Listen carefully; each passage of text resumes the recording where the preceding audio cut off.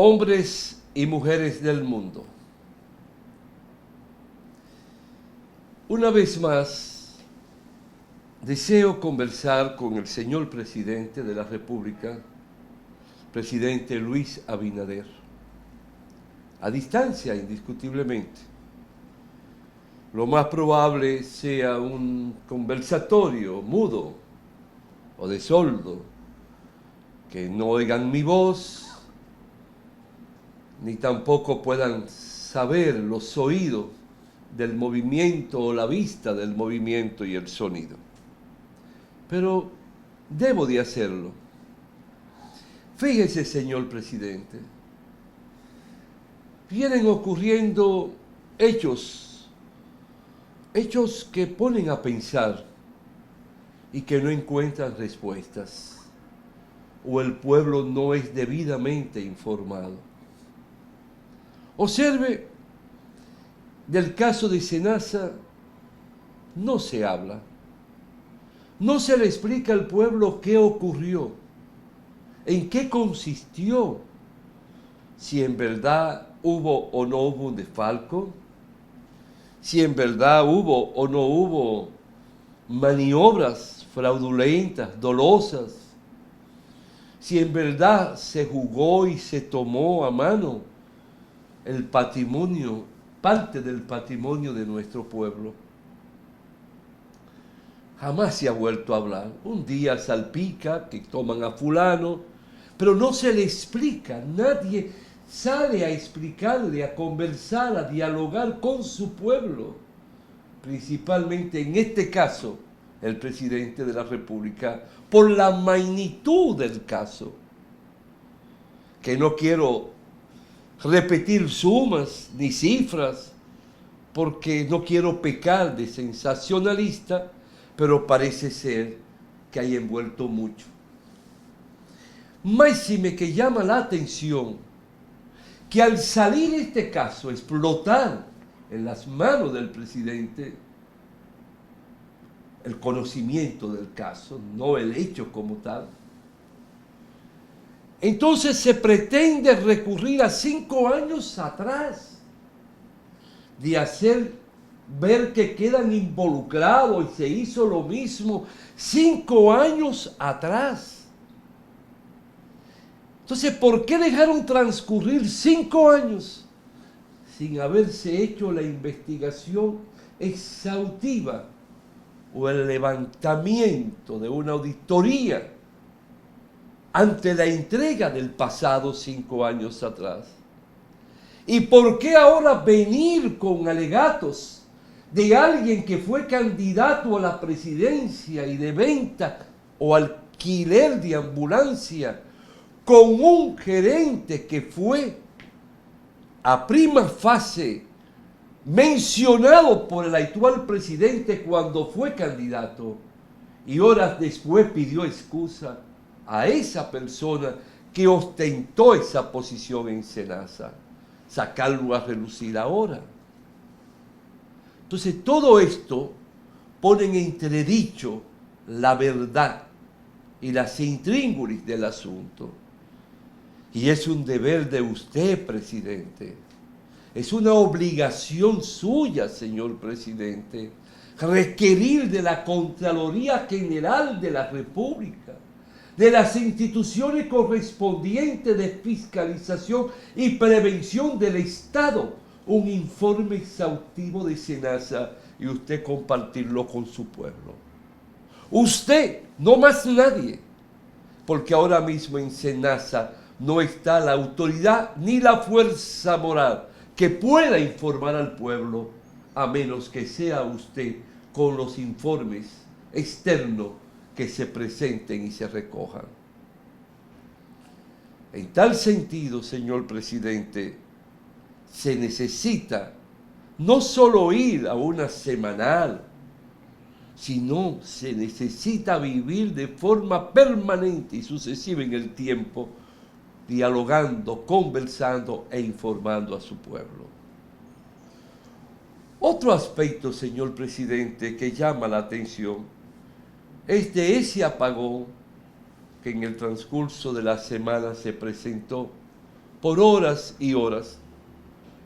Más de 4 horas. A oscura el país. El metro, todo se paralizó en el país. Nadie en sí conoce la verdad. Según me dicen, hay informe de una viceministra y después de un ministro. Entonces, ¿en qué creer? ¿A qué damos importancia, señor presidente? Y eso es peligroso cuando suceden los hechos provenientes del aparato del Estado y el pueblo no es debidamente informado y el pueblo no está consciente del por qué, cómo sucedieron las cosas. Eso crea incertidumbre. Eso provoca la pérdida de fe y de confianza, señor presidente. Y yo no creo que usted deba darse el lujo de la pérdida de confianza. Fíjese, señor presidente, desde el Banco Central hasta otra estructura del sector económico del gobierno y por tanto del Estado, se habla de que la inflación, o sea, el precio en los productos de primera necesidad está controlado. Que el dólar, la divisa en el cambio está controlado. Pero en la práctica eso no es así. Si usted observa, señor presidente, si usted sale a la calle, si usted comparte un lunes, un miércoles, y pasa en su carro por alguna de las calles, podrá ver las tiendas, podrá ver los comercios. Algo raro está pasando. Algo raro está ocurriendo en el país, señor presidente. No es cierto. Están altos los precios. Está cara la canasta familiar, señor presidente. Y si a eso sumamos los medicamentos que no son ofertados por el Estado a través del gobierno o de la seguridad social o de los planes sociales, está cara la medicina, señor presidente. Y todo eso tiene que ameritar atención por parte del gobierno central. Sucede que el Estado es una estructura muy compleja. Dirigir el Estado es muy complejo. Requiere la concentración, la preparación, la formación. Requiere la toma de conciencia de pueblo, de todos aquellos que formen parte del equipo de gobierno, de todo lo que formen parte de la estructura ministerial de un gobierno, señor presidente, al igual que los directores nacionales. Pero si usted tiene personas en el gobierno que lo que están pensando en el interés personal, como aspirante a la presidencia, faltando 3 años para las elecciones. Entonces todo trabajo que hacen, todo movimiento, sin planificar, por el interés personal y por tanto siendo víctima de la improvisación, de la no existencia de un programa de nación, eso entra en detrimento del ejercicio y el desarrollo de ese ministerio. Y parece ser que hay más de 5 funcionarios de sectores neurálgicos en la economía del país que son aspirantes a la presidencia. No, eso no es correcto. Tendrían derecho, a partir del momento en que se abra el espectro electoral en el país y decidan irse como precandidatos, y entonces deben de solicitar licencia a su función para que venga uno liberado de pretensiones personales e intereses personales. Pero si dejamos que el agua corra y no contamos con mentes precisas, tecnócratas en la materia, hombres y mujeres preparados en el área económica, el área social, el área técnica, desde obra pública, turismo, desde turismo hasta hacienda, desde hacienda hasta comer, hasta otras latitudes de los ministerios y direcciones, No vamos por un camino hacia la planificación de Estado, señor presidente. Y fíjese, el dólar sigue aumentando. Tengo entendido que ronda 64 por 1. ¿Sabe lo que es buscar 64 pesos? Reunir 64 pesos para comprar un dólar. Y que a mí un libro por Amazon, que tengo que pedirlo, cueste 25 dólares. Tengo que buscar 25 veces 64 pesos, multiplicarlo por 25. Ese libro me va a salir por más de 1.300 pesos.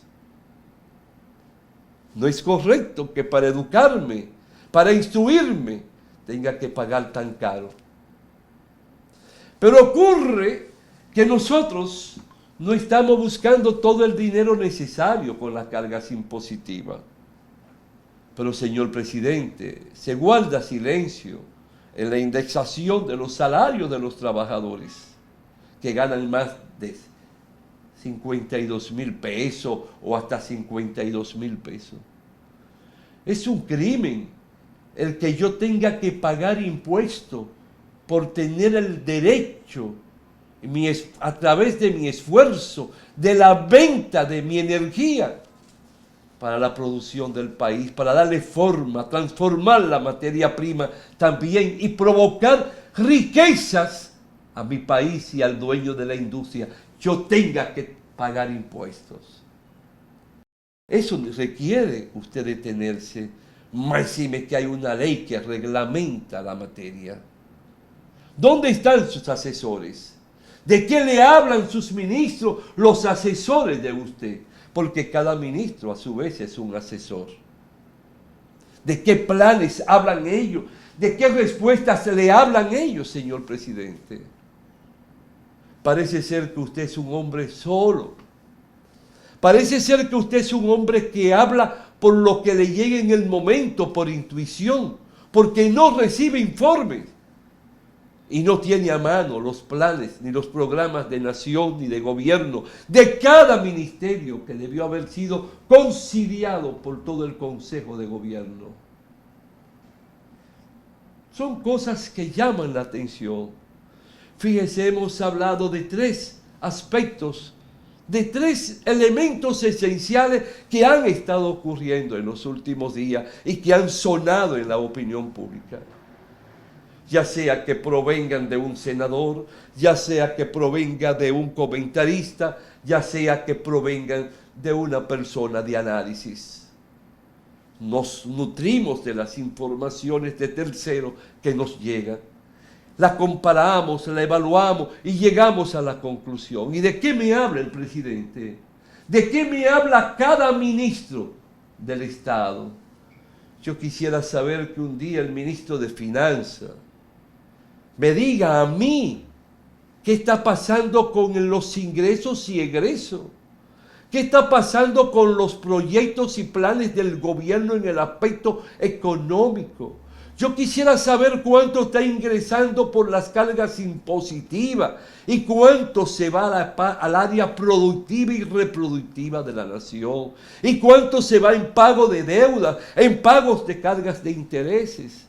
Y que el pueblo tome conciencia si en la educación está llegando real y efectivamente el 4%. No estoy diciendo que no esté llegando, es que no me informan. No me dicen si llega o no llega, de acuerdo a la Constitución de la República y las leyes especiales que reglamentan la política educativa. Quisiera saber si el presupuesto correspondiente a la salud está llegando y en qué lo están invirtiendo. ¿Cuántos hospitales en 5 años se han construido? ¿Cuántas policlínicas? ¿Cuántas se han reparado? ¿Qué porcentaje se ha ido a la compra de equipos modernos que requiere la medicina moderna de hoy para dar respuesta al cáncer, para dar respuesta a cualquier cirugía sin importar su naturaleza? ¿Y cuánto estoy invirtiendo para los viejitos allí en sus casas para envejecientes, para que le den alimentos? ¿Y cuántas casas para envejecientes tenemos? Pero nadie me habla de eso. Y si no me habla a mí, no le habla al vecino, no le habla al compadre, y no le habla al paraje, ni a la sección, ni al pueblo, ni al país, señor presidente. El solo ir a esa semanal no quiere decir que usted está hablando con el país. Son respuestas a preguntas, muchas veces imbuida de la insidia, de la intriga, donde el pueblo no recibe las respuestas a los derechos fundamentales y esenciales que le corresponden, señor presidente. Y en la medida que todos esos hechos surgen y no tienen una respuesta categórica de información al pueblo, surge y brota con mayor fuerza la incertidumbre, la inquietud y la pérdida de fe en el pueblo. Y yo no quiero, como usted no lo quiere, estoy consciente, que en el pueblo surja la incertidumbre, surja la pérdida de fe. Y si usted no quiere eso, ni yo quiero eso, ni la gran mayoría del pueblo quiere eso, sino que se haga un buen gobierno para bien de todo. Porque en la medida en que salimos de la pobreza, menos pobre tengamos, en esa medida el pueblo se va sintiendo alegre y lleno de entusiasmo. Y el gobierno y el presidente que venga va a venir con nuevos horizontes y con caminos ya más allanados. Y en vez de haber más pobres de aquí a 10 años, tal vez no tengamos casi pobre o de la pobreza extrema en particular. Pero hay que hablar con el pueblo, señor presidente. Ahora van a surgir muchos hechos inesperados, porque el mundo está en una vida incierta. Hay guerra, hay conflicto, hay problemas por toda parte. Nosotros somos parte de una pequeña isla, pero somos parte de una isla donde hay hombres y mujeres buenos. Y hay una tierra fértil y productiva, señor presidente. Y si tenemos tierra fértil y productiva, como repito muchas veces, y tenemos hombres y mujeres buenos, solo hay un camino, señor presidente, que usted se permite el lujo y el derecho de unir a ese pueblo bueno con la tierra fértil, ponerla a producir. Y que surjan de ahí los derivados. Y esos derivados es la industria para transformar la materia prima. Y podamos tener fuente de trabajo y mano de obra calificada, preparada, señor presidente.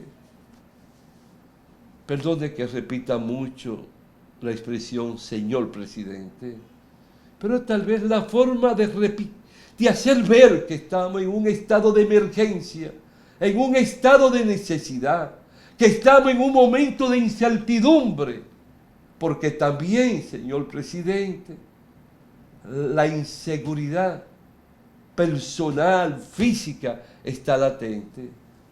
Hay personas que caen acribilladas, hay personas que son asaltadas, y eso pasa en toda parte. Me preocupa. Pero lo que más tiene que preocuparme es cómo buscamos respuesta a los problemas que acontecen en nuestro país en particular, sin dejar de olvidar ni de tener en cuenta lo que ocurre en otras latitudes del mundo bajo el principio de la solidaridad internacional. Y el bien de un país es alegría para nosotros. Pero el mal para nosotros es lágrimas para un pueblo, señor presidente. Yo quisiera que todo esto pudiera un día ser ponderado, pero eso tiene una respuesta, y es sentarse lo que no se ha hecho desde hace muchos años, a elaborar un plan de nación, un programa para cada una de las áreas. Mire cómo surgen los vendavales, cómo corren las aguas. Y yo me pregunto, ¿hasta dónde protegemos el agua que nos ha llegado a nosotros? Y cómo nosotros respondemos a todo ese problema que dejan los huracanes, que dejan todos estos vientos. o a las tormentas, con los desbordamientos de los ríos. ¿Qué previsión hay para darle respuesta de inmediato a la reparación y la seguridad de los puentes? Al tendido eléctrico. Observe que cada vez que hay un torrencial se va la luz en algunos pueblos, en algunas ciudades, por no decir todo. ¿Por qué eso? Eso no se ve en otras latitudes del mundo.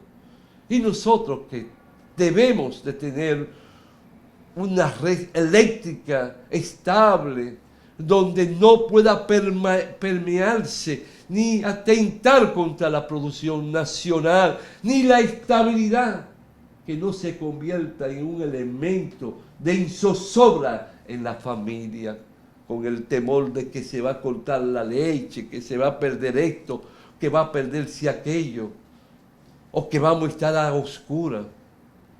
Todo lo que uno siente como un tormento necesita respuesta nacional, porque no solo uno a nivel individual lo está sufriendo ni padeciendo.